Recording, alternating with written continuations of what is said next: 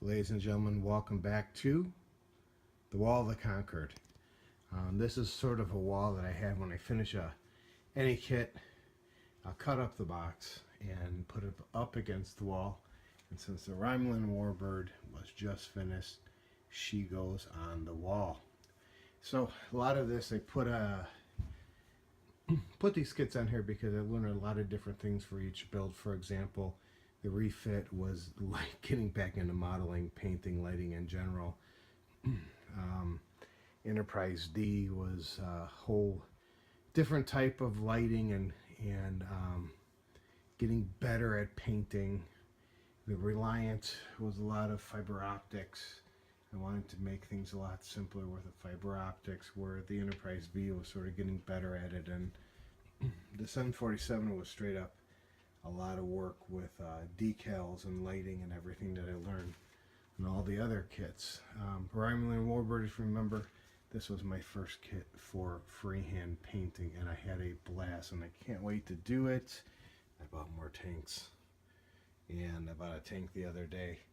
I have a little tank that I'm working on there, or to work on, so had so much fun, I'm going to work on it some more. So what is next? Something a little different. It's an Enterprise, but it's not the fly type, it's the floaty type. Looking at a US Enterprise carrier. In this one, it's the boat. I am going to do a seascape out of foam. First time I ever tried it. We'll see what happens. I will do a tester, maybe on a little board bigger than this, just to see how it looks. I have all the acrylic adhesives coming in, so I'm looking forward to that. I was going to do the Enterprise Fire of '69. I have a copy of that there. But reading into the history of it, how many people passed away and what the struggles were, it's like, no. So that'll be for maybe one of the other tanks somewhere in a stash. So this is it. First thing any kit goes through. And remember, I always inspect it for oils. So for instance, in the molding process, they spray different oils into the mold, so mold release is what we call it. And I always wipe my hand across it just to see if there's anything left over. And this one's pretty clean. Kits like the Enterprise D were horrible. And actually, I did not clean that one correctly. And because I did not clean that one off correctly, I actually had a lot of problems with paint coming off of it. And I learned a big old lesson on that one. So all this goes into a special place. When I built my basement bathroom, I actually wanted to have not just a regular sink, but a full-size sink. So I always have, sorry, it's nasty, kits here, soapy water. I'll be washing it out, rinsing it, drying it off, come back, and go at it in the next couple days. But for sure, before I do that, I'm going to start working on the seascape, which is going to be out of this foam. A few techniques online. I will do a practice. I'll probably be quiet for a couple weeks. I will do a practice run, and then get back with the real one once I get good at it for this kit. So that's it. Hope you guys hang tight. I hope everybody will appreciate the build in the next couple weeks, probably months. And that is all. Next up, another Enterprise, just a floaty type. Again, this is modeling. It's all about learning. Keep on learning, everybody. Thank you. All right, ladies and gentlemen, welcome back to the sink. Why am I at the sink? I'm trying a new technique. This is something that I learned off of a Greek modeling website. And I'm going to try a seascape. Now, why am I going to try a seascape? There's a good reason. This is my practice one. It's made out of foam board, which I'm going to try to put together a video about, there's the lovely floor, about what's next. That's what's next. I told everybody I was going to do an Enterprise build that is different than any Enterprise before and doing the other Enterprise. So, got the Enterprise. I'm working on a base diorama of sorts. Got the base covered, went through, got a lot of pictures of what the Enterprise looks like, you know, different ships and how it's going through the water. I'm trying to emulate that. The hull of the Enterprise is actually black, which I was surprised to see in some of the pictures. I've been working on a deck, above the hull, and you can see I have sort of a gloss coat. I found out as I was washing it with a matte, matte paint didn't quite turn out too well, but as you can see, I did do some weathering where I blacked out some of the areas and did some shading, and I thought it looks really cool. Get this in better light. Yeah, you can see some of it. I actually highlight all those little holes as you see there. I'm going to fill out in black. So I'm going to try to do is do one big video of everything, but just a quick thing about, let's try to, oh, we're back. Accidentally shut it off. What I'm going to do this time is, this is obviously the shape of my ship, drawing out in pen, and by looking at the pictures, it looks like off of the front of the ship,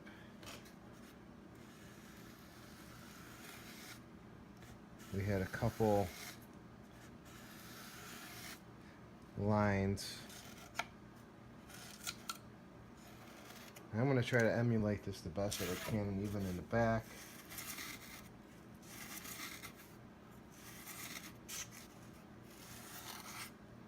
This guy's actually going to be longer. And then coming off of the thrusters, or the props,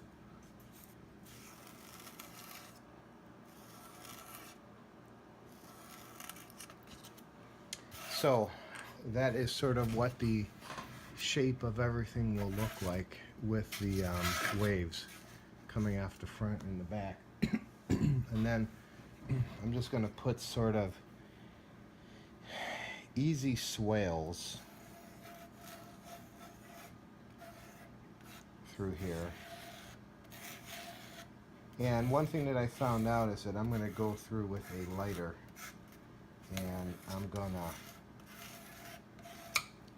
clean this up. And as I go through and clean that up, I found out I actually had to go a lot deeper than I thought I would to try to make it show up. This is a great picture right here that I plan on using. Detailed picture, and you can see how the water sort of comes off the side. Ooh, another one here. You see how the water sort of comes off the side. I'll try something like this. Rough seas, I'm still working on rough seas, but this is sort of where I'm starting to try to figure out how to get the water and how to make it choppy, etc. So next step is going to be taking this to the lighter, and then after I get this to the lighter, I'm going to cut out the shape of the hull, probably a little bit smaller than what it is right now. Don't have to go very deep. Edges like this rough edge right here, I'm just going to cut straight, maybe with a saw or a bigger blade of sorts. So that's it. Next is the lighter. We'll see how that goes. Alright, back outside. Well, back outside from before. I did my tester. Now I'm going to try to do the waves. So to get there, there's a couple methods. You could sand them out yourself. I tried the flame method. One thing I found out with the flame method, what I thought was deep before, and probably about as deep as, I'll call it to where the tip of my torch here, whatever it's called, is, really wasn't deep. So you start off with a flame, and I'm getting a lot of wind, but you could see how I'm getting it to I'm not getting the fine lines that I want, but I'll try to work that out. And by the way, this really stinks. What I'm trying to get are the lines of the streaks that I want.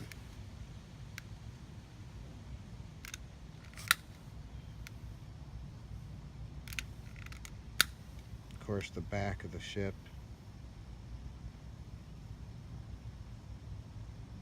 So you can see how deep, not very deep, but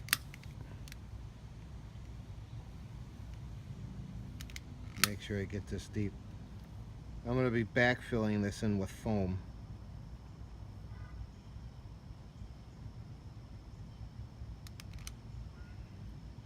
So you can see how deep this is going now. I'm going to attempt to do this really deep. When I cover it up to reinforce it, I'll be using a paper wood glue, which I'll show you in just a bit, so you can see how deep this is running on that video. Again, it's outside. I'm in a heavy ventilated area, which I highly recommend because this stuff stinks. Again, I'm just sort of getting the streaks.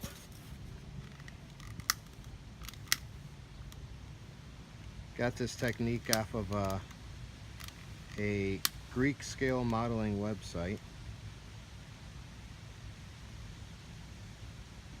So just had a phone call. I actually use my cell phone for this. And when people call, obviously I'll lose the video I was doing, but so right now I'm still back at it and putting in sort of the waviness, working my way around, working on swales, imagining that the ship is going through.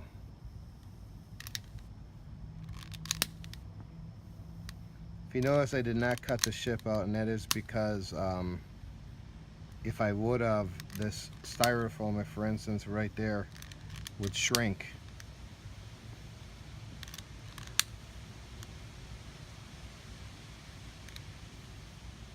And close up the hole, and then I'd have a problem. You can see the waves starting to come in. I have a little bit of an edge here because the water's sort of rolling it. I will go over this with a sandpaper, but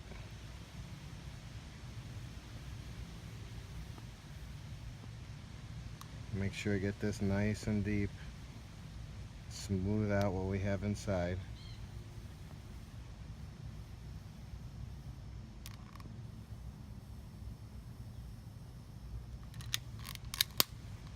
Again, these are the main waves, so